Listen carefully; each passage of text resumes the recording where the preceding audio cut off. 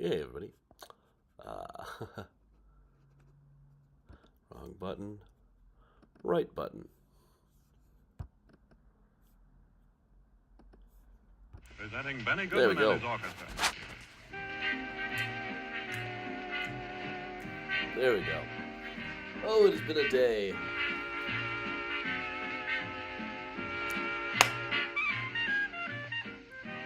Hey, Octavio. Hey, Chris. Hey, look at Miles. You found your own way down. Hey, Jeff. Hey, Octavio. I said hi, Octavio. It's been a day. I'm fine. Got a new armoire. Miles immediately jumped up to the top shelf, but didn't want to get back down. Hey, Dina, Timothy, Karen. Hey, Jay in Argentina. That was Benny Goodman's tuneful invitation. Hey, Patty, Let's Leah. Dance. And we advise you to take full advantage of it because we're going to boy. present a half hour of his sensational swing rhythms from the Joseph Urban Room of the Congress Hotel in Chicago. The first tune, Farewell Blues.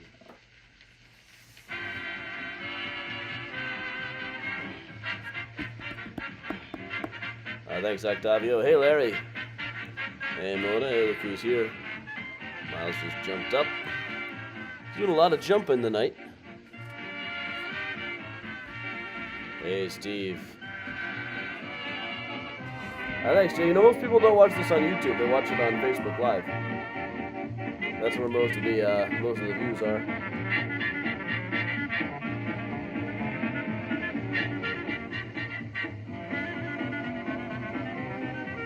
Hey, Bridget, Mary Joe.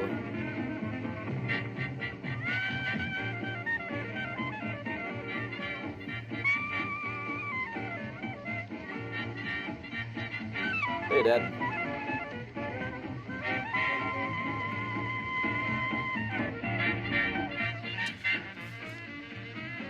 Well, Lily's doing all right. She's probably around here someplace. I wouldn't be surprised if she turns up tonight. Sooner or later, she will turn up on a live stream. I'm sure of it. So, clean up this mess. I should have done earlier. I'm so far behind on housework. We've barely been in town. I tried to do everything today because this is the day that we're going to be. This is the one day I was sure I was going to be in town. So I front loaded it with everything and then threw in hauling an armoire around.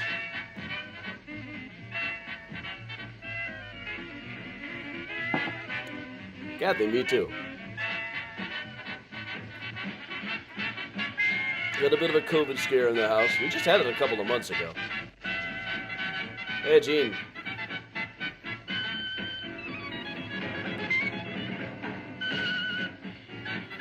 Hey, Marie, thanks for going to all that trouble. And that's just a polished idea of what we may expect during the ensuing 30 I got a few minutes. days of nothing particularly Now, Benny Goodman scheduled. presents Helen Ward, his singing Other than, star, well, this, in that. I'm Shooting High. Then it's off to New York. I gotta go see if the woman from today's mini tour has a visible grave. This is a Manhattan.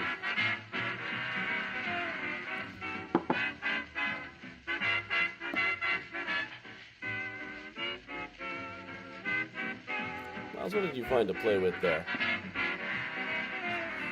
Hey, Mike. Hey, Avi. Hey, Diane. Hey, everybody. The ways you guys find to watch this.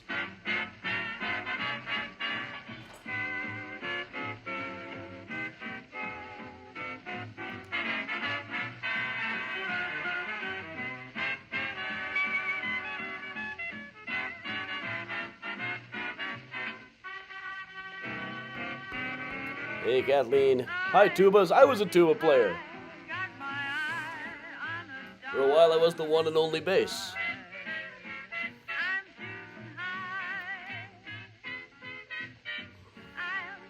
Welcome, everybody, from Adam's messy desk. Hey, Emily.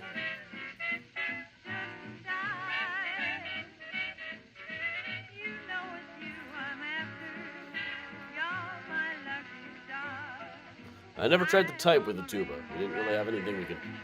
Unless you hauled a typewriter around, or an old IBM 386. Or 286, probably.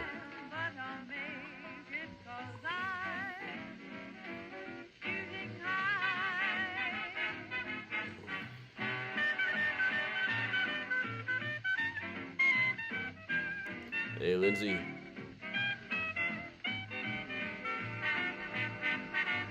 Hey, Gene. Hey, everybody. Welcome along.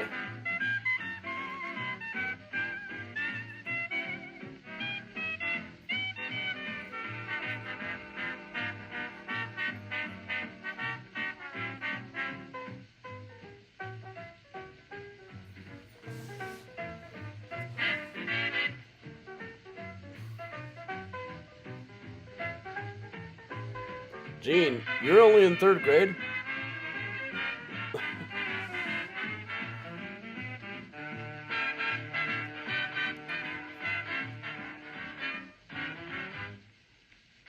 And give Benny Goodman a tune like Stompin' at the Savoy and listen to what he can do with it. Just listen to Stompin' at the Savoy.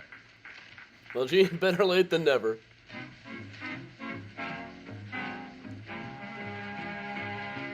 Hey, Laura. Good evening, everybody. There probably won't be a tour next week. I will be at a show with my school group next week.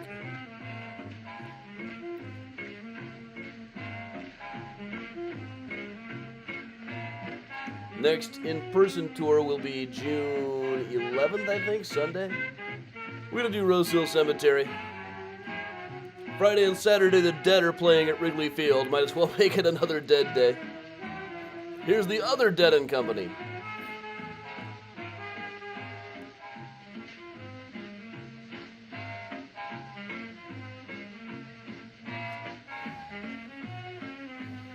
Hey, Ashley. Thanks. Yeah, I like this Watch Band Plus. This is a gas station friendship bracelet that is exactly the same as one that I won playing skee-ball in like 1990. Hey, Angela. Welcome back. Joanne, did you want to be late? That just fills me with anxiety, being late. No, Kristen, Dear Evan Hansen is closed on Broadway. I'll never have to see that with a school group again.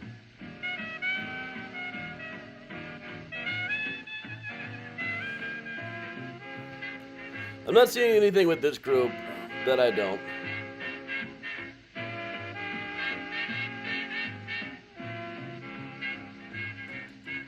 But after they leave, I'm going to take in another one. Evening, Juliana and Octavio.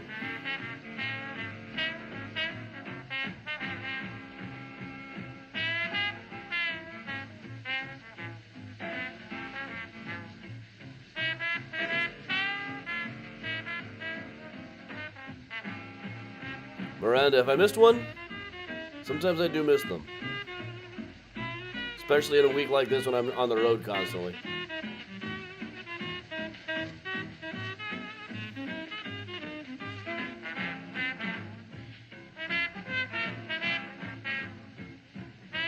Well, the new cat is settling in well. She's still kind of a diva, but she'll occupy the same space as the others.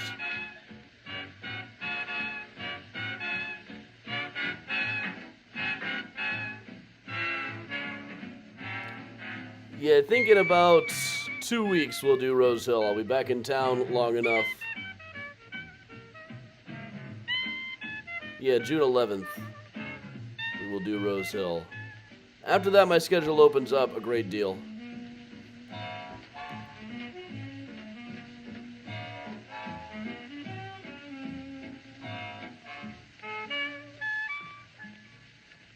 It's an interesting Benny show. It's different than the show that I normally play, but it's still live in the Congress Hotel. The first one we think of is the Basin Street Blues. Here's Joe Harris to sing it, the Basin Street Blues. Welcome along, everybody. We're going to let Benny Goodman do one more tune. Oh, that one. Miranda, yeah.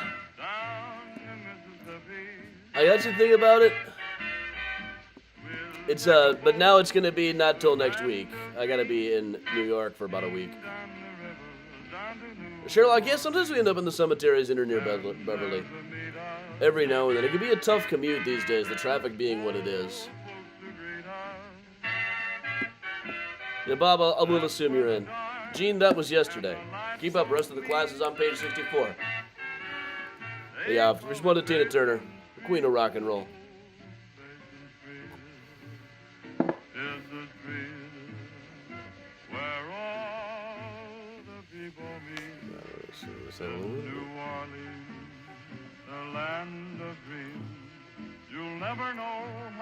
Good thoughts, Pam. Hey, Aaron. Oh, it has been a day. I was hauling very heavy furniture today.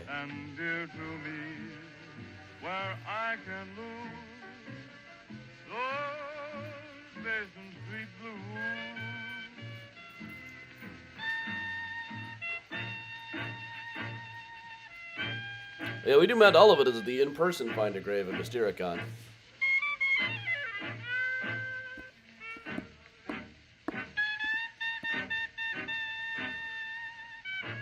You know, Heather, I'm not sure who's singing this one. Maybe they'll tell us at the end.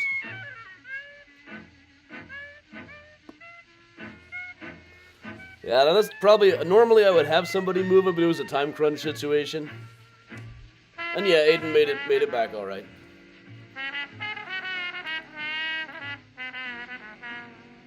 Yep, new haircut today. I loaded everything onto today because I thought this might be the only day I'm in town. So every refill, every appointment, everything was set up for today. Plus some furniture moving while I was at it.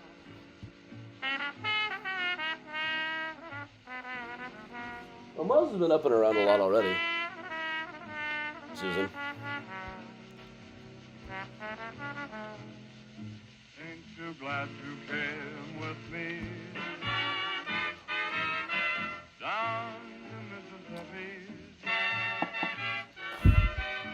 That's where the dark and the light folks meet. Hey, Nancy. Welcome along. Welcome back. I know a lot of people aren't getting alerts, but we're always on. It's the music of Benny Goodman. I'm always on. Gentlemen, playing for you from the Joseph Urban Room of the Congress Hotel in Chicago. And now, I'm building up to an awful letdown. All right, we'll give Benny a pause there. It's 8:03. I believe it is time that we go ahead. Oh, you know, this should have been up like this the entire time. As I said, it's been a day. So, welcome along, everybody. I'm Adam from Mysterious Chicago Tours. I've been a tour guide and historian here in Chicago for going on 20 years now. Got about a dozen Chicago history books out. I'm on the History Channel, the Travel Channel all the time. So I am incredibly famous. You should definitely pay attention to whatever I say.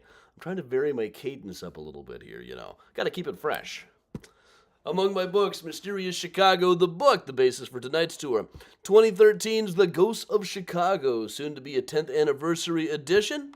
H.H. Holmes, The True History of the White City Devil. The Ghost of Abraham Lincoln, Uncovering His Paranormal Legacy. They gave that such an ooky spooky subtitle. You'd never guess it was about digging in historical archives. Murder Maps, new from Thames and Hudson. And most recently, Graceland Cemetery, Chicago's Stories, Symbols, and Secrets. That's it so far. Another book is in the works. There was a meeting about it today someplace. Good vibes all around requested. But today what we are going to do is one of the first ones that I ever put together as a virtual tour. I meant to add some more stuff into this one today, but just, as I said, I front-loaded everything onto today. I definitely needed this drink. Did somebody say they saw Lily walking around? Oh yeah, Lily is actually here right now. Lily is my mother-in-law's cat who has come to live with us for a bit. And she is presently, if you look in between the green chair and the ottoman, there's Lily. So, all right, Lily, making your Mysterious Chicago Thursday night tour debut. And Miles, you too, of course. Miles is looking up at me all jealous as I say that. But all right. So what we're going to do is we're going to run through some great Chicago mysteries. I'm also going to wipe this down a little bit more, so watch out, everybody. This is going to get all blurry for a sec. There. Much better. All right, now you can see Lily a little bit more clearly. She's a cute little thing. She's very friendly, too. She's just a little bit shy being in a new place like this. Here we go. I thought this might be the night that we got to see Lily. All right. And so, well, really, the first mystery we've got to cover when we're talking about Chicago is why exactly do we call Chicago the Windy City? Now, usually when we think of this, we think blowing wind, and that may in fact be correct, but nobody really knows where the term Windy City came from or what people were talking about. There are a lot of stories that go around. The most common is that it was referring to politicians being full of hot air around the time of the World's Fair of 1893. Really, the term had been going around for a long time by then. Also, the article that they usually cite as the origin of it never actually uses the term Windy City. The editor of the New York Sun did in fact fire off a really nasty editorial when Chicago was named as the site of the World's Fair, probably calling us a hellhole or something. And never really uses the term Windy City. There was an uptick in all kinds of Chicago mentions after 1893, so it certainly probably helped spread it when people started using that term. But really, it had been going around for a while. In fact, this is an article from 1867. Weston, his arrival and reception in Chicago, the Windy City in a state of excitement. This is Weston. He was a famous walker. He used to walk long distances. And people would show up to cheer him on. Kind of like that part in Forrest Gump where he just runs and runs and runs. Only this guy was walking like a sensible person. This was before television, you know. So, just people walking around. The famous peripatetic. Or famous pedestrian. Here he is, an older guy. Still walking, still striking a handsome pose with that same cane. In Olympic walking, they don't let you use a cane, Weston. But this was years and years before Charles Anderson Dana of the New York Sun fired off his awful Chicago as a hellhole and never should have been named the World's Fair site other than those hot air windbag politicians. But apparently he did have some impact, because after that article you do see an uptick in uses of the term Windy City, but also every kind of mention of Chicago comes and it builds up after that. Now, the very first time the term showed up in the paper was, in the Chicago Tribune anyway, was a reference to an argument about whether President Buchanan ought to send the army into Utah to fight against Mormons. But in this one, he doesn't say the Windy City. You see, down to the last few lines there, he says, in this Windy City. It was in April. He probably just meant that it was windy that week. But then also, 10 years after that, in November of 1867, this is the first one I've seen that has anything to even suggest why they're calling it windy. It is about being full of hot air, but it's not about the politicians being full of hot air. That's usually how people want to summarize it now. Oh, it's not about the wind, it's about the politicians. No, it's just about all of us, really. According to the mood which they happen to be in, depending upon the state of self-intoxication prevailing at the moment, the Chicagoanese claim anywhere from 250,000 to 1 million population. But some way it contrives to be the fact that the Windy City, when it holds an election, shows a wonderful scarcity of voters compared with the aggregate number of souls which it pretends to have in its keeping. Well, you gotta remember, not everybody could vote in 1867. We'll move along. 2 years later, 1869, Chicago wants to know what state it belongs to. The other day, while nearly all members from Cook County were at home, a bill was introduced in the House of Representatives and passed, ceding the city of Chicago to Indiana and Wisconsin. The Windy City does not seem to be overpopular in the Illinois legislature. Still the case. You still got people downstate in Illinois who swear that their taxes are keeping Chicago alive and wanting to send us someplace else. That just kind of looked like you literally walked over my shoulder there. Anyway, the numbers there are very wrong. 10 years later, but sometime about the 1870s, the Cincinnati newspapers especially started really talking about Chicago and using the term Windy City. Like in this one, the Chicago bosses transplanted Tweedyism flourishing in the Windy City. But here's the thing, the ones about from Cincinnati never really specify what the hell they're talking about. So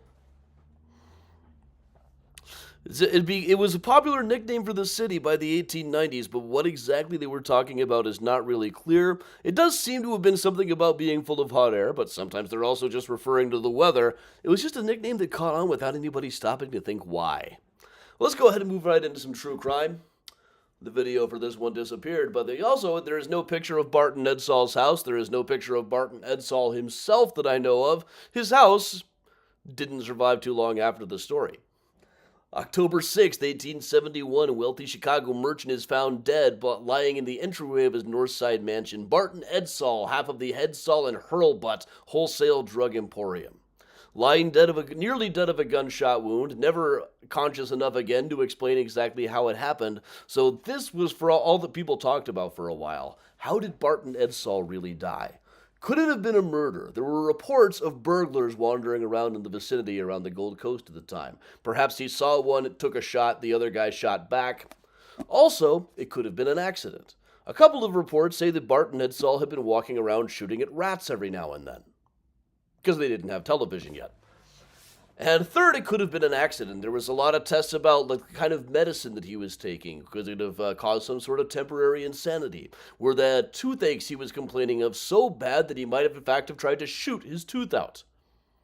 Probably not. But anyway, there were evidence for all of these scenarios, that it could have been a murder, that it could have been a suicide, that it could have been an accident. None of these things had enough evidence to persuade anybody. In the Graceland Cemetery interment book, they wrote accident. Partly just because that was the nicest. That was the easiest. That was the easiest to just brush away. But newspapers on October 8th, the day that he was buried, said, "We are still going to get to the bottom of this. We'll put out reward money, whatever it takes. We will not forget about Barton Edsall." Then that night, the Great Chicago Fire wiped out the entire city, and people pretty much forgot about Barton Edsall. Now, he did actually come up. There was a thing in the paper a couple of weeks later saying that his wife had been killed in the fire. Then another correction a couple of days later saying, nah, she was in fact okay. She got remarried to somebody else. But while we're on the subject of the Great Chicago Fire, the other Great Chicago mystery really is what really started the Great Chicago Fire. Now, for years, everybody was taught that dumb old Mrs. O'Leary left a kerosene lantern next to her cow. The cow kicked over the lantern and started the fire. That was fake news. That was invented by, well, we all know what I think of Wilbur F. Story. The picture doesn't ever come up when I push that button. I got to replace that one. But it did start in the O'Leary family barn. And then a couple of weeks later, it was really about 2 weeks later, that the Chicago Times published a whole thing saying that Mrs. O'Leary had done it. It described Mrs. O'Leary as a 70-year-old Irish hag and said that she had deliberately burned down the city because they were cutting off her pension. Now, Mrs. O'Leary was in fact a real person, but she was not 70 years old. She was only like 35 years old at the time. And probably not like Ron DeSantis, looking twice as old as they actually are. But she wouldn't have been out milking a cow in the middle of the night in any case. This was just fake news because Wilbur F. Story of the Chicago Times just loved ripping on the Irish. Almost as he loved ripping on people of color, which he absolutely adored. But it was several years after this that somebody came up with one of the more popular theories today, even though it has certainly no basis in fact. Ignatius Donnelly wrote a book called Ragnarok, The Age of Fire and Gravel, in which he put forth the proposition that a meteor had destroyed Chicago. And also that another meteor had wiped out the continent of Atlantis, which nobody had ever claimed was a real place until Ignatius Donnelly came along and created an entire industry and several good episodes of In Search of with Leonard Nimoy. Now, there also just could have been something like a lightning strike. It could have been any number of different things. Really, it should have been just a regular barn fire. Nobody was really that keen on figuring out what really started it because it was the kind of thing that happened every day, just a normal fire that happened to get way, way out of control. My own favorite personal story, my personal favorite, is Big Jim O'Leary. Mrs. O'Leary's son grew up to be a gambling kingpin. And what he said happened, when a reporter got him in just the right mood, he would talk about it. And he said, listen, that story about the cow was the monumental fake of the last century. He said that what really happened was the green hay in the hayloft had spontaneously combusted. which is something that hay is known to do if you don't take care of it properly, or even sometimes if you do, it's just something that can happen. So that's probably about as plausible a theory as there is, except for one thing. And that is that Big Jim O'Leary would have been 2 years old when it happened, and probably not that up on the agriculture. His mansion has been up for sale for a couple of years. Several people have tried to get me inside of it. But they're trying to push this, the realtor's trying to push this as Mrs. O'Leary's mansion, even though she was dead by the time it was built. Some even say that the 3 windows at the top are supposed to spell Mom, which would be fantastic. I don't think anything is written down in any kind of primary source. But there is, you can see J-O-L, the initials, are carved into the building to this day. And up at the top, there is this face that is also said to be an image of Mrs. O'Leary. If that is in fact true, this is as close as we get to an actual depiction of Mrs. O'Leary. She never posed for a picture. Would not pose for a photograph, wouldn't even pose for a drawing. So this is about as close as we're likely to get. And really, it's only a few blocks away from another interesting mystery. This is the castle of Wilbur F. Story, the guy who pinned the thing on her in the first place in his newspaper, the Chicago Times. Now, there are other newspapers that were later given the credit for it, but the earliest I've seen is the one in the Times, which is still just on microfilm. Now, Wilbur F. Story, the editor, started hearing voices in his head when he lost what marbles he had, which were not many marbles. But they started telling him to build this giant white marble palace for himself. It would have been really a pretty awful building material. But it went up 5 or 6 stories. There's a couple of different drawings of it going around. And this is about as close as we get to a good photograph. There's a couple of good drawings that are very good as well, but this is about as close as we get.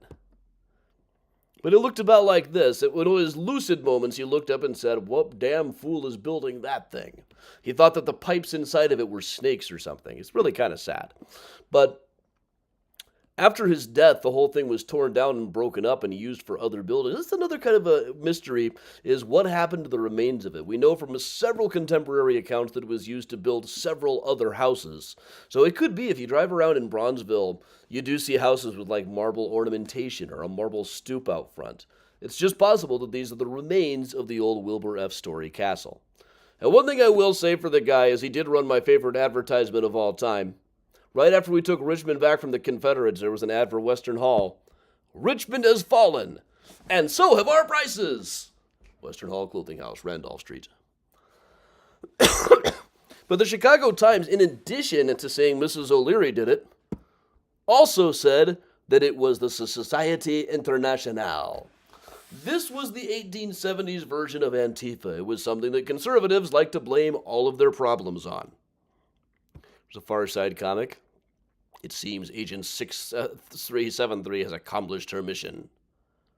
See, there's some cows out in what would now probably be Bridgeport, maybe? Maybe just Chinatown. But that was actually a story, that's an article that ran saying it was a confession from a member of the Société Internationale, an anarchist/communist organization that was, more like the Illuminati of the day, I suppose. People just blamed him for everything. But he said the whole thing had been a plot, that the whole thing had been burned very deliberately by the Société. And it was even said that the night before the fire, a guy was making a speech at Farwell Hall and stopped in the middle of the speech and said, "I can speak no further, but something terrible is going to happen. This city will be destroyed. This is the last speech that will ever be made in this auditorium." There was a speaker at Farwell Hall that night, and his name was George Francis Train. This guy was a trip. George Francis Train is sometimes said to be the model for Phineas Fogg, the main character of Around the World in 80 Days.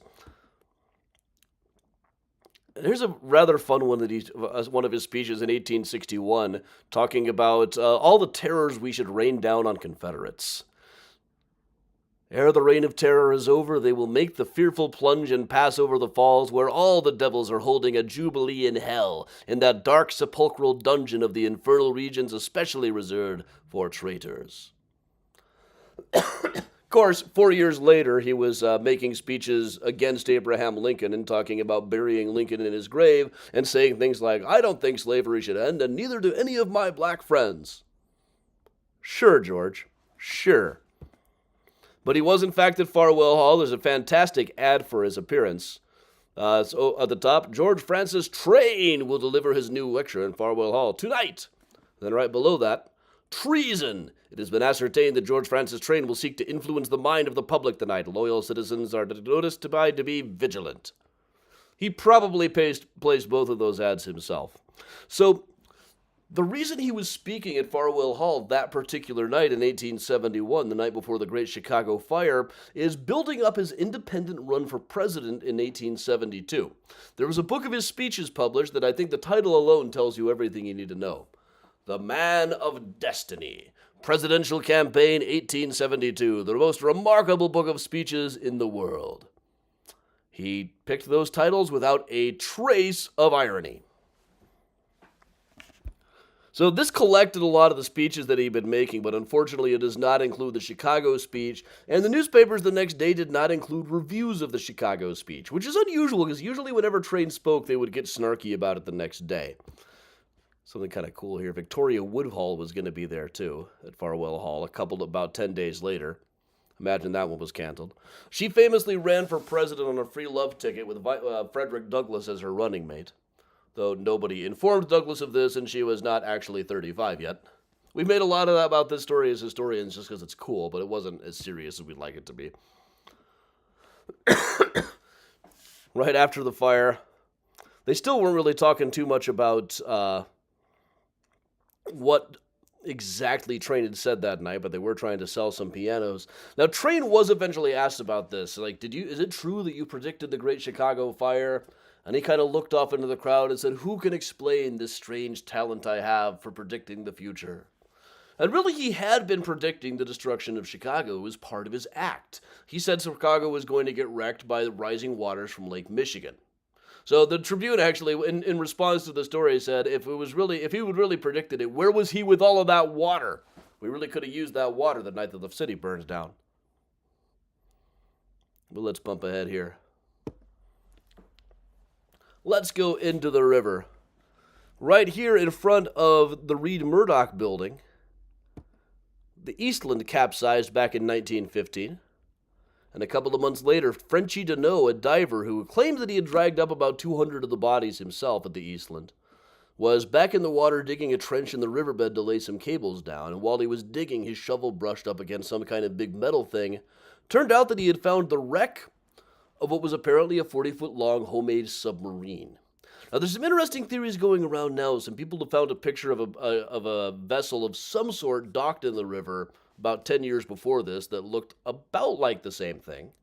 Difficult to know for sure, but certainly when they raised it up, they said they had found a submarine, and in fact put it on display on South State Street. For a dime, you could see the submarine and the dead guy that they said they found on Ford. They called it the Fool Killer. This is a story that gets a lot of people down a rabbit hole. I love the look of it, all the fish swimming by. Our abundant fish life. There's actually a lot more fish life now than there probably was then. They've cleaned out the river so much in the last decade or so. They were down to like 3 species of fish at one point. My favorite part of the ad down there, is special for children. Trying to tell groups of 10 or more kids were staff off on Saturday mornings. Love that. Now, we've tried to connect it to a lot of other different submarines. Like this is one invented by a guy named George Baker that was eventually sunk out in Lake Michigan someplace. The wreck of that might still be out there someplace. But there actually are a couple of wrecked submarines out in Lake Michigan. One of them is UC-97, which was a captured World War I boat that is off like the coast of Winnetka someplace, I believe. But it was sunk after World War I. Part of the treaty was that all vessels captured as trophies had to be sunk by a certain date. So they used this one they brought in the guy that they said had fired the first official shot of the war and had him fire what they said was the last official shot of the war to sink that.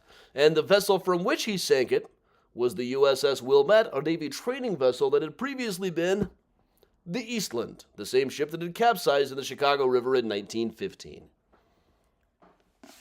Now, at the time that it capsized, there was no LaSalle Street Bridge. It was it is in between what is now the Clark Street Bridge and the LaSalle Street Bridge. At the time, there was no LaSalle Street Bridge. You went underneath LaSalle to get across it at the time. This became the only means of escape for people during the Great Chicago Fire. So everybody loves a good tunnel story. Let's cover some tunnels. This is a guy by the name of John Huck. John Huck had a brewery in what is now the Gold Coast, the near north side of Chicago. In the 1850s, they had about a mile of old brick tunnels dug out that people could, that he was using for aging his beer in the summertime. It stayed a consistent like 52 degrees down there. Eventually, after his brewery was wrecked in the Great Chicago Fire, you can't really get rid of tunnels, so they were still there. And for a generation or so, it was kind of a rite of passage for Chicago kids to go play cops and robbers in the Huck tunnels. But about the turn of the 20th century, their parents got too concerned that there might be real robbers down there and had them all closed off. Last time they are known to have been seen is when they were building the Ambassador Hotel at State and Gerda. They said they had a lot of trouble with the basement because they had the Huck tunnels down there. As far as we know, they're presumably still there, but nobody knows exactly where anymore. They were never properly mapped out. Well, this is a diagram of the tunnel that was being dug under LaSalle Street that I mentioned earlier. This might be the Washington one, but they look about the same. Initially, this was for pedestrians. Eventually, they would use it for streetcars. Well, this is underneath the Congress Hotel. At one point, the Congress Hotel was connected to the Auditorium Theater by a really brilliantly lit, almost like Louis XVI style alley that was known as Peacock Alley. Peacock Alley was fairly famous in itself. It was kind of a tourist attraction. But somewhere along the line, it got walled up. But again, it's very difficult to just get rid of a tunnel. So it's probably still down there. And for a while down in the basement, and one of the security guards and I were like poking around. We figured it was probably about here. We had a plan to bust in with pickaxes, but we just never quite got around to it. And then, of course, 40 feet below the loop are about 60 miles of old freight tunnels that they used for pushing coal and mail around. Initially, the company that got the contract to do it was just supposed to push through more phone lines. So there was this big new innovation in phones coming out that they knew was going to be a game changer. Phones with dials. Instead of just like pick up the thing and say, "Hey, operator, this is Harry Nelson. I want to get Roger on the line and tell him his wife's ugly and her feet smell." "Oh, he's already on the line? Well, they smell terrible, Roger." But while they were digging, they decided, if we're going to make something big enough for cables, might as well build enough for people to walk around into, or maybe push coal and mail around. So they started charging people money to push coal and mail under these things. They were never profitable, but it was a good idea. You got to give them credit for trying. Those two are still down and still mostly used, in fact, for cables now.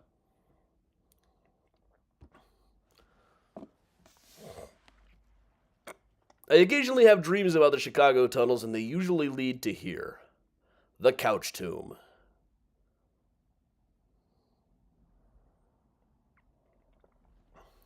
Even those of you just joining us, I'm Adam from Mysterious Chicago Tours. You can hit me up down here, the Venmo or the Patreon. So this is the tomb of a guy by the name of Ira Couch in Lincoln Park. Now, Lincoln Park was the city cemetery for a while in the 1840s and 1850s. It's generally agreed that they probably left behind about 10,000 bodies when they moved everybody, though in most cases there probably wouldn't have been a lot left to move by then. But there was one mausoleum that they never moved either. Mausoleums are just fairly difficult to move in and of themselves, but in this particular case, exactly why they didn't move this one is kind of in dispute. There's a lot of stories going around. All of them go back to money, though. Now, I've gone through a lot of stuff trying to figure out who's in here, because here's one of our mysteries. Who's buried in Ira Couch's tomb? Now, the trick question is here, it's an above-ground crypt, so technically nobody's buried inside of the thing. It's just, they would all be up on shelves or on slabs. So we can presume that Ira himself is in there. Most eyewitness accounts say that his parents were there as well, and possibly a couple of children who died in infancy. And there's a lot of interesting stories about a stranger who died in Ira Couch's hotel that they decided to bury in there, which seems very weird. It's probably more than one person died in the hotel. Stephen Douglas, Senator Douglas died in the hotel, in fact. But this, in fact, is the receipt for his wife's funeral, which happened decades later. She outlived him by over 40 years. You see, they spent $80 on a coffin, $10 on prep, $5 on the hearse. You can't get a hearse for $5 nowadays. Well, this is Rachel, Ira's great-great-great-granddaughter outside of the tomb back in the 1970s. Now, the general sense is when they decided not to move that one, they decided it's going to cost too much money, maybe Jim Couch is threatening to sue us, etc. Just plant some trees around it. In 1911, a rumor went around that they were going to unlock it. By this point, it had been abandoned for about 50 years. But at the time, it was already kind of a subject of a lot of mystery and urban legend in the city. There were still family members around that had better info than the family does now. But when the word got out that somebody had been hired to unlock it, crowds started to gather. But really, the whole thing had turned out to be a prank. Policemen had to come and guard it, but this did give them a chance to talk to the various major players. They brought in Ira's grandson, who said, no, nobody has ever been moved out of it. Then they brought in a guy from the Parks Department and said, yes, all the bodies were moved in the 1880s. I was in it a while ago. There's nobody in there. But the Couch family said, oh, yeah, there are. We never moved anybody out of there. So there is a Couch family plot at Rose Hill Cemetery, where we'll be doing a tour on June 11th. But I've seen the lot record at Rose Hill. It lists all of these burials, but nothing as far back as the 1850s, and nothing about anybody being moved there from the old cemetery. Even though Ira's name is on the stone, that doesn't necessarily mean that he's buried there. And again, I went as far as like going through the airship testimonies and all the stuff in her probate file at the legal archives. But the closest I've come to finding out what's in there, of course, is noticing there's a crack under the door. And so we're going tomb snooping. So I propped up the phone onto some wire hangers. The Tomb Snooper 500. So here's what it looks like on the inside. Inside the door is another door. It just opens up into a little antechamber now.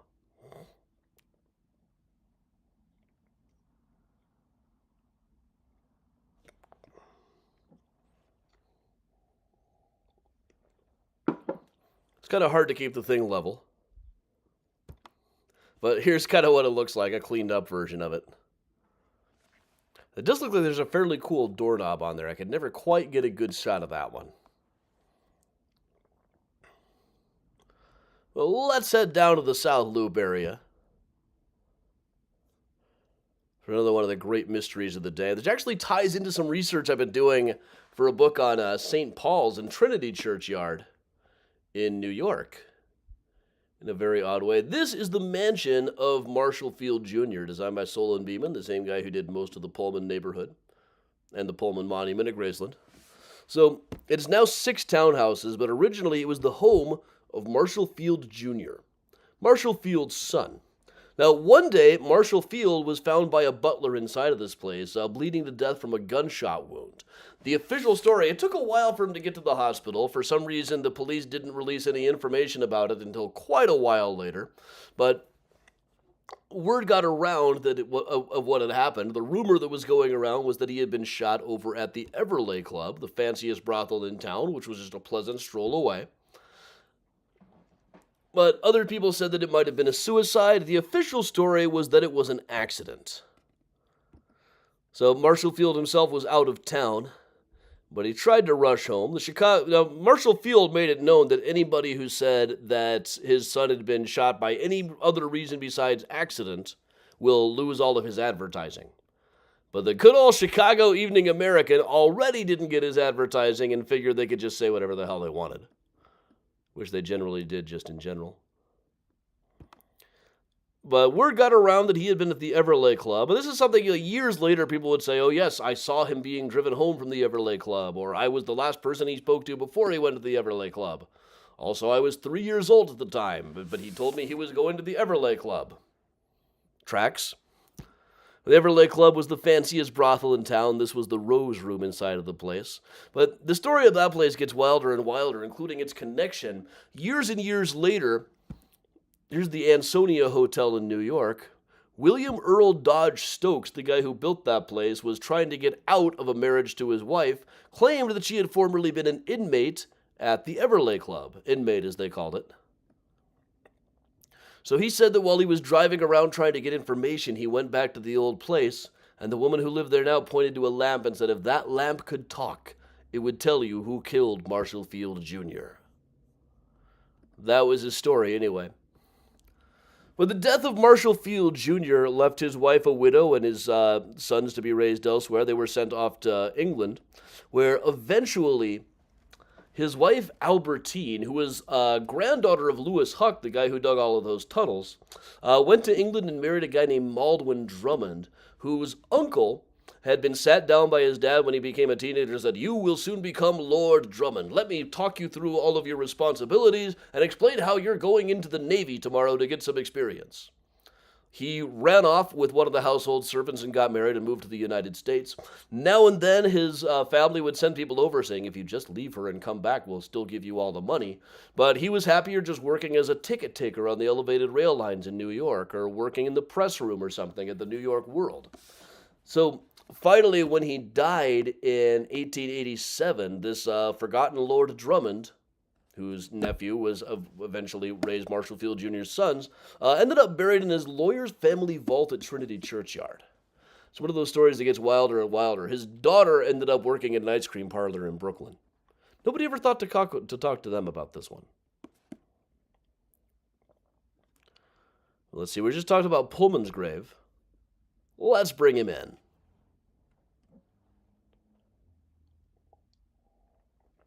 Now, if you actually call yourself Lord So-and-so, like if you have a title of nobility and actually call yourself Lord Autumnbottom or the Earl of Derby or whatever, you gotta be a dork. I'll make an exception for counts. If you're Count So-and-so, you milk that.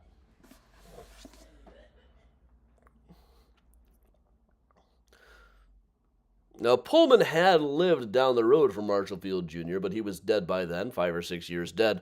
But this is the monument to Mr. Pullman at Graceland Cemetery. Pullman was the guy from the Pullman Palace Car Company. Nice shock of facial hair there. It's like it all ran away from his nose to get further away from his eyes.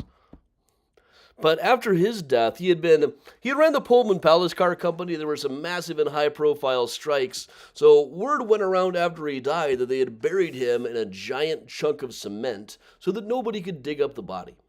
Now, what we hear now is that it was because of the strike and that somebody might come and damage the body because they were so mad at what a bad boss he was. At the time, they mostly talked about high-profile ransom stories, like professional grave robbers who had stolen bodies and held them for ransom, as happened with A.T. Stewart, who was like the Marshall Field of New York, and there was a highly publicized attempt at getting Abraham Lincoln's body, which we cover quite a bit on here. But the fun thing is the general sense at Graceland is that it's probably not exactly true, but when they did some probing a while back, they went out there with a tri-rod just out of curiosity and found that, yeah, there is something down there. But the Chicago Tribune and the Chicago Daily News and the Chicago Chronicle all covered the story very differently. They all described very different chunks of cement. The Daily News one is especially fun. Let's see if I can move this back. Yes, the mourners who attended the funeral Saturday afternoon were hardly out of sight of the grave, and the curious crowd still lingered about when roughly garbed men with grimed faces stepped out from behind the shrubbery to the west of the grave, carrying pavers, rammers, shovels, and long iron rails. Others rolled barrels of concrete out into the open, and still others brought water in lime-splashed buckets. Then a column of smoke began to arise from the tops of the trees, and some of the men removed their coats and descended into the grave, etc., etc. There's something about here like the shadows of the nearby obelisks. Yes, night fell and gasoline torches were lighted, their flare casting grotesque flickering shadows from tall obelisks and squat little family vaults across the graveled walls. There are no tall obelisks anywhere near this. Just for the record, this is most likely the result of the family saying, we're going to fill in the grave with some cement, kind of go nuts with the story. Whoever was writing for the Daily News that day thought, what a fun story. I'm going to have all the fun with this, as they should have.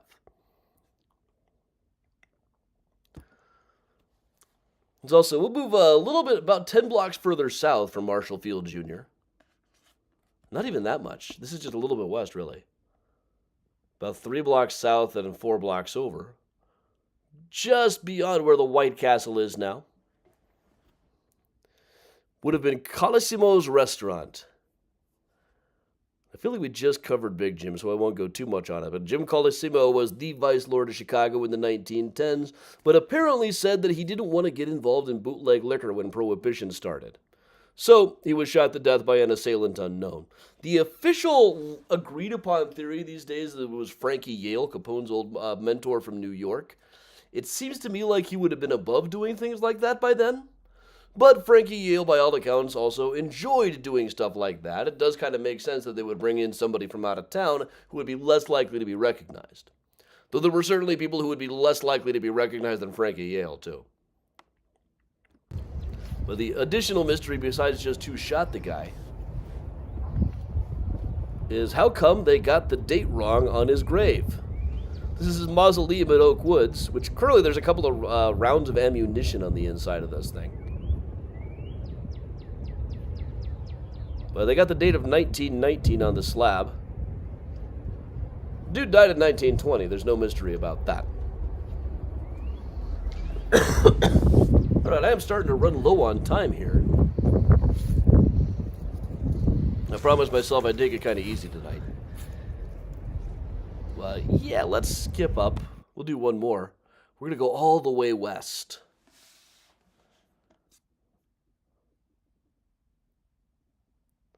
All the way west, way out to Aurora, Illinois, home of Wayne and Garth. A little St. Nicholas Cemetery.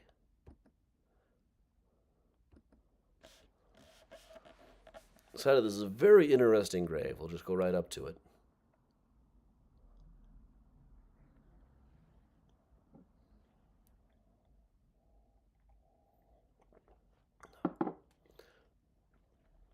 The early 20th century. Teresa Hollander, pictured here on her gravestone, was not only died, she was murdered and found dead actually in this cemetery. It was fairly near the train station. Apparently she was lured into the cemetery and killed and left to die right fairly close to where the gravestone would be now. Now, there was never really any motive for this that anybody could come up with. And that was the weird thing. Usually at the time, they hadn't really occurred to them in those days that people might just do this because they had a drive to, because they were compelled to. They eventually ended up accusing her ex-boyfriend, Anthony Petrus, who went on trial a couple of times over this. Now, things got a bit weird with the investigation. The eyeball of the corpse was even photographed because there was a rumor that if you developed it just right, the eyeball might have captured the last thing that the woman saw before she died, which presumably would be the killer.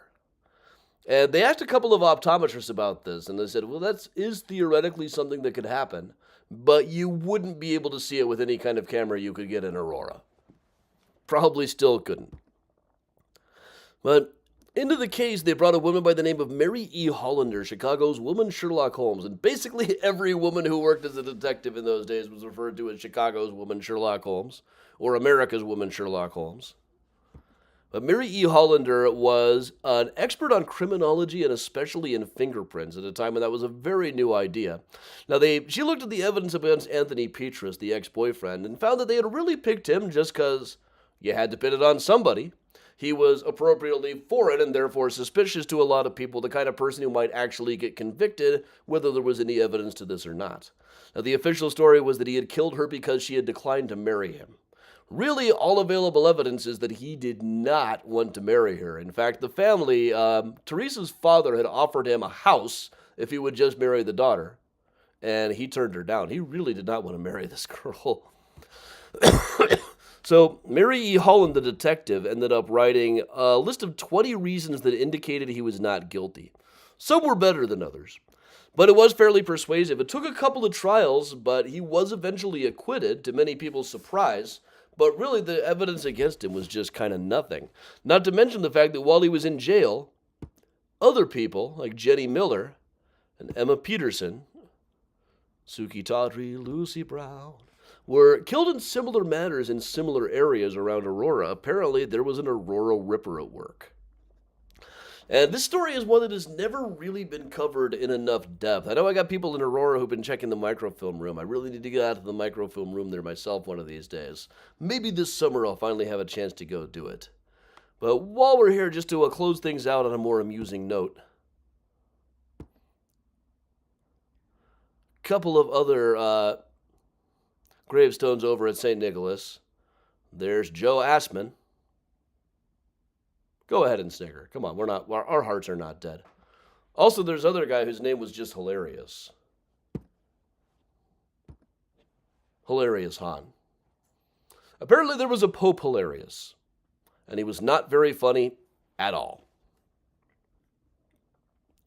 All right, I didn't get through as many of these as I thought. I've got many more in the deck that I think we could save for another day. We should really do a volume 2 of this. So, all right, everybody. Now, next week, once again, there's not going to be a virtual 8 p.m. tour. I will be at a Broadway show with a school group at night. But all through the week, make sure you got your alerts on as well as you can. I know that gets a bit wonky, but I do intend as many times as possible at approximately 10 o'clock, I will be jumping on to do a tour, though we'll be live from New York at the time. What the heck is this? Relic sale. This is after the Great Chicago Fire, a lot of kids made a living selling relics. Still around now. I don't know why I put that in there for this particular thing. So, I don't really have anything upcoming to plug right now other than June 11th is going to be Rose Hill. I just haven't posted it yet. That'll come up pretty soon, but it'll be the day after the Grateful Dead play a couple of shows at Wrigley Field. So come on up. Everything's dead at Rose Hill Cemetery. Deadheads welcome. So I will just, I suppose, put up the thanks card. Which, in fact, I the only one I have up in this deck. It's been so long since I did this, I only have that particular one with all of the options. But all right, everybody. Heather, I will be at Hadestown next week. This time next week. So, all right, with that, everybody, I'll put the Benny Goodman on. Let's hang out for a bit. Shall we?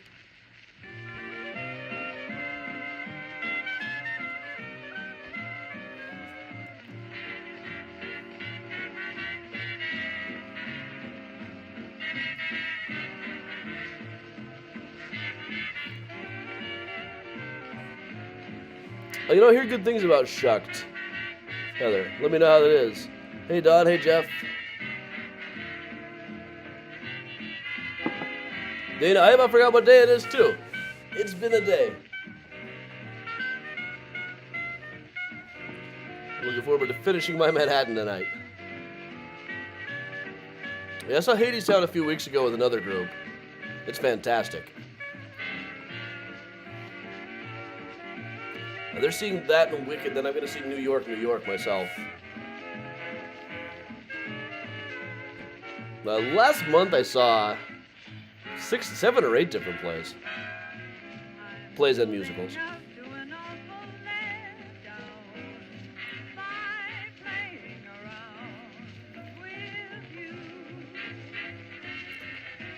But thanks for coming out. Thanks to those of you who have been hitting the donate buttons.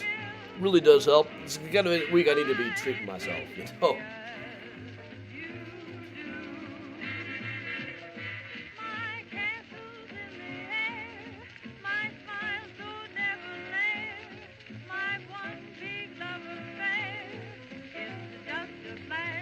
This will be Helen Ward singing for sure.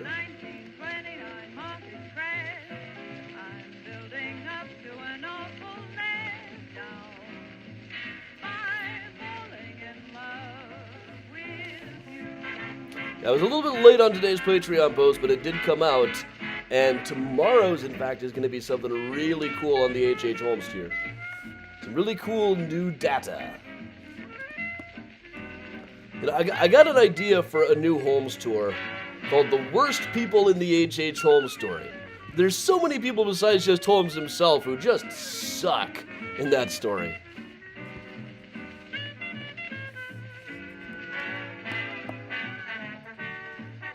Yeah, today's tour was a quick one. I was in the car driving to the airport.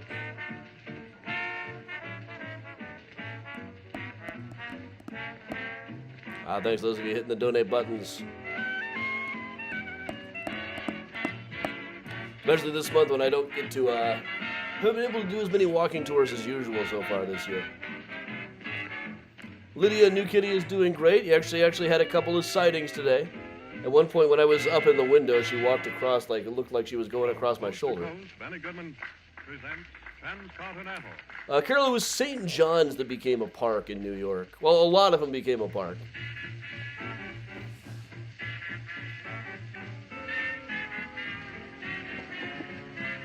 Kristen, tomorrow's is going to involve some handwriting interpretation because I'm kind of stumped on it myself.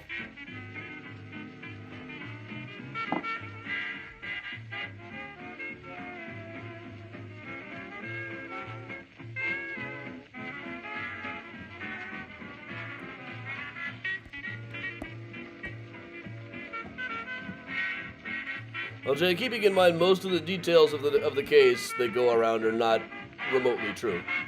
But yeah, he was a piece of work anyway. Good night, Gina. Of course, tomorrow is Find a Grave Friday.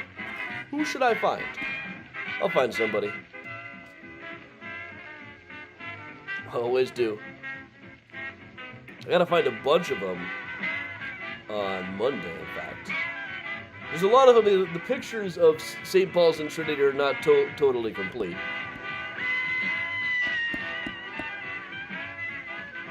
Heather, I will be working pretty much the whole time that I'm there.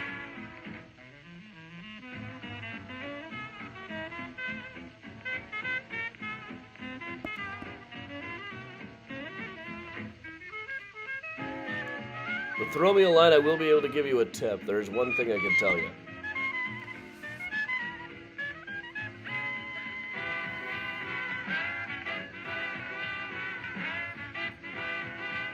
Now, Lydia, Miles seems to be getting along with Lily a little better than Priya is. Not because Priya's not trying. Priya really is trying to be nice. But Lily's kind of a diva.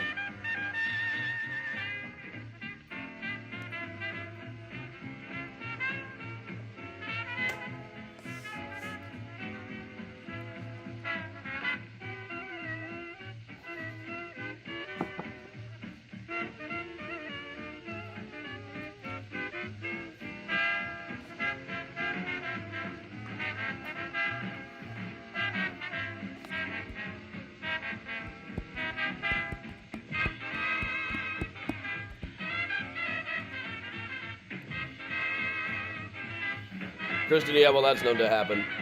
After the group leaves, all bets are off. Had a drink with a synth pop singer a few weeks ago there. Miranda, I think I might still be in New York. Yeah, I will be in New York Memorial Day. I believe. Let me see, what day is Memorial Day this year? Yeah.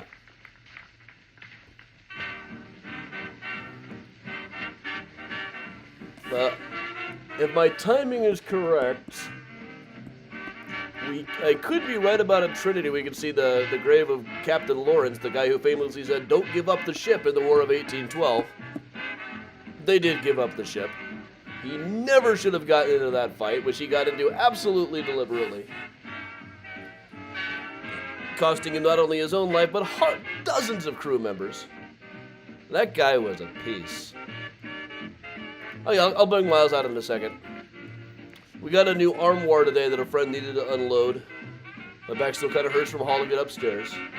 But Miles immediately jumped inside of it, but it's a really high jump. He doesn't want to jump back down much. Oh, here he is. Hey, Miles. Totally nice to see you, buddy. Whoa.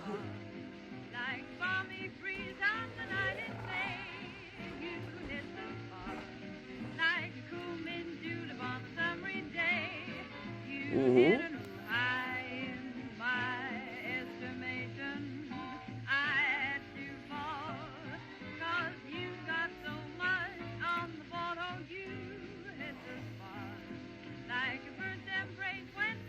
Heather, I'll give you a couple of hints. If somebody comes up and acts all excited to see me, then I'll make me look really cool in front of the kids. It means a great deal to me to look cool in front of the kids. Probably more than it should.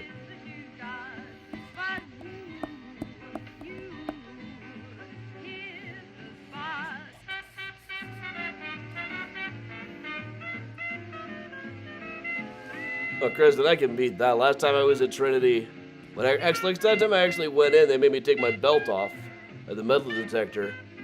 My pants were way too big. Like, oh man, God saw that. Well, you made it.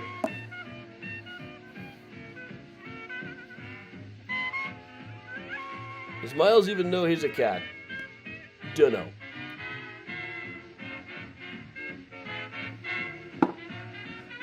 Yeah, Miles, you're very popular, you know that.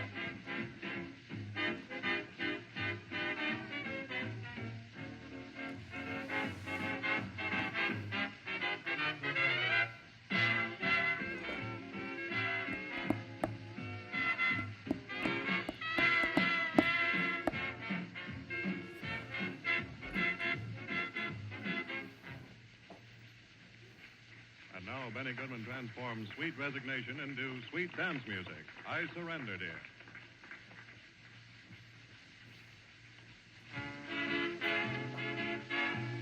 Yeah, this is in Miles' contract. He gets paid in those squeezy Gogurt type treats.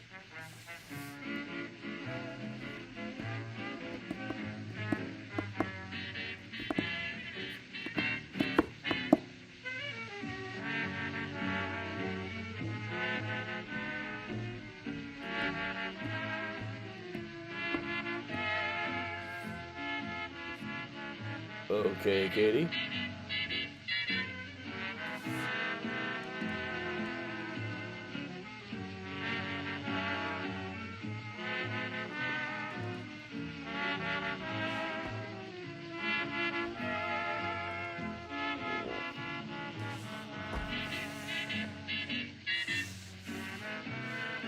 I don't know where Lily ended up from here.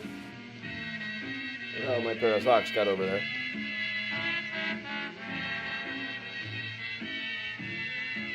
Oh, that's adorable. Well, you need a pencil there or what?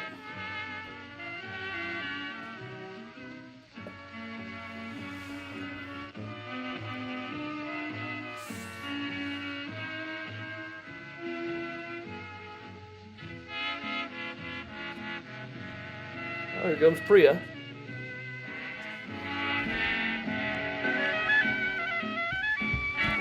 As Miles sets up here.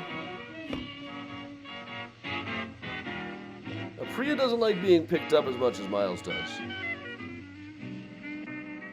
see if she'll make any attention. No? Okay. She'll come up and jump on your chest all the time.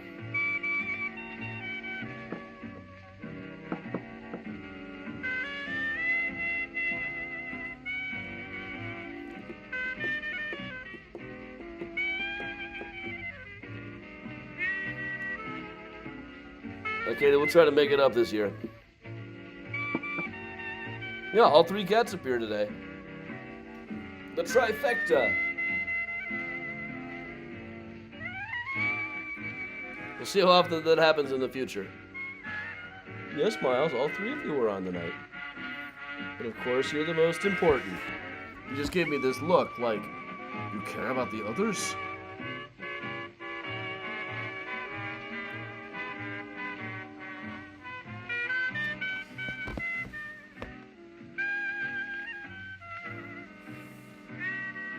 I remember when we first started out, we had when Charlotte the cat was living with us.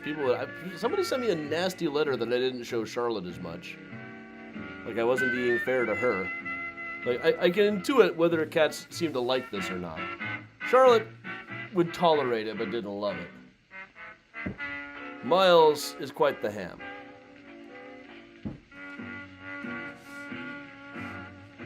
Aren't you, Miles? Aren't you?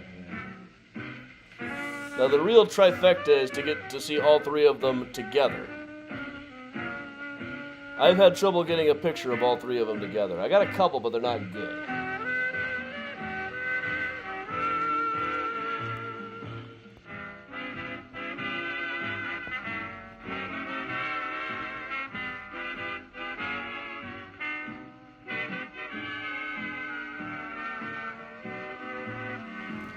Alright, well I think it is in fact playtime for them. And I did get a good new picture of Miles in the armoire today. I'll maybe get that. Let me see if that's made it to the cloud yet. Ellen Ward and the band go to town on the words and music of Yankee Doodle Never Went to Town. Yeah, it did. The song is called Yankee Doodle Never Went to Town. Oh, they're debunking history. Live at the Congress Hotel.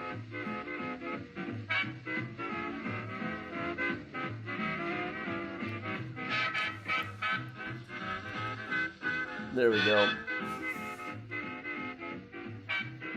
Miles immediately jumped into that thing. It was a very high jump for him. I was pretty impressed, but then he didn't want to come back down. He looked around like, how do I get out of here? Do I jump here? No. Jump? No. Well, search me.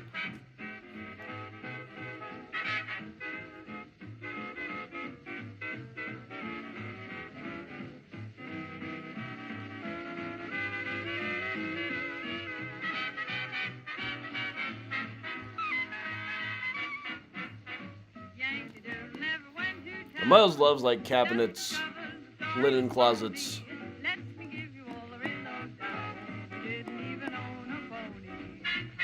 Didn't even own a pony.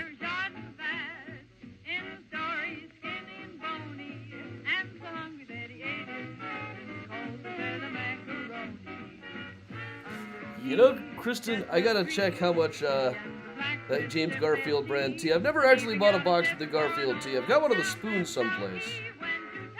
They're only like $1.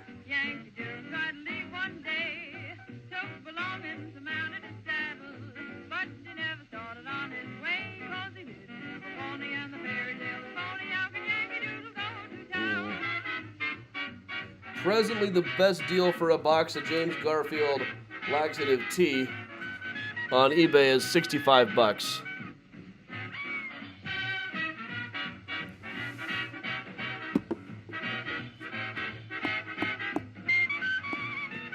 Thank you, Megan.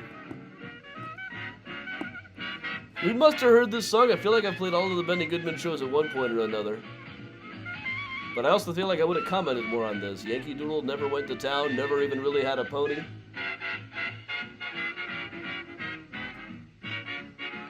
Did Dr. Warren really grind a fart that Jenny Jones found? As some of the later verses in the song said.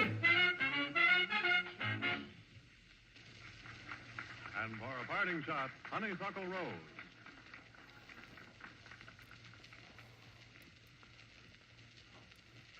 Well, all right, everybody, it is time for me to wrap up.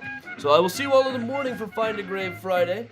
Probably won't be a Thursday night tour next week. That's the way these things go sometimes. I'll be off on the road, but I'll try to make it up with other stuff throughout the day. So keep hitting those buttons, keep hitting that share button, keep hitting that like button. Check out the Venmo, the Patreon if you haven't already. Some cool stuff on the H.H. Holmes tier tomorrow. Which I gotta get all next week, please, to come to think of it. But all right, we will get right on that. So thanks for joining me, everybody. I'm Adam from Mysterious Chicago Tours. Stay safe and stay strong and stay healthy. And of course, if you can, you gotta stay spooky. Have a good day, everybody.